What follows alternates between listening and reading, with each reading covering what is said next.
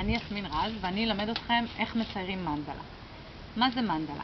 מנדלה זה עיגול עם נקודה במרכז. מנדלה היא מראה לנפש האדם.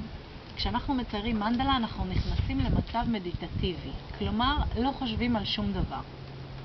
בתהליך הציור אנחנו נכנסים למעשה לתהליך של ריפוי. השימוש בצבעים והציור בתוך עיגול ממש מרפא אותנו. מה אנחנו צריכים בשביל לצייר מנדלה? מחוגה, נייר וצבעים. נתחיל מהמעגל.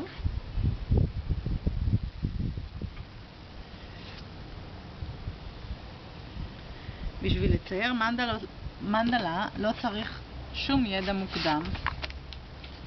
כל אחד יכול לצייר.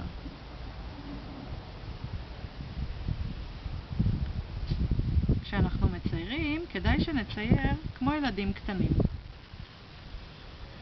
לא צריך לצייר יפה, לא צריך יותר מדי לבחור צבעים. נשתדל שהציור יהיה כמה שיותר חופשי. לצייר בשביל לצייר, לא בשביל התוצאה.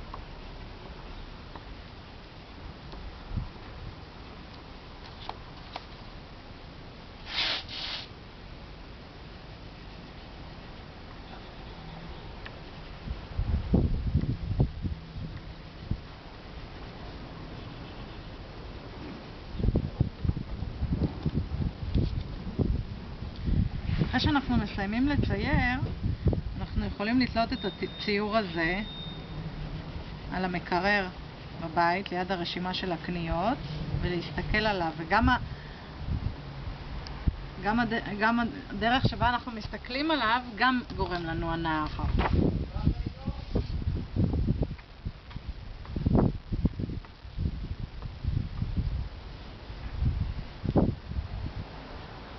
כמו שאמרתי,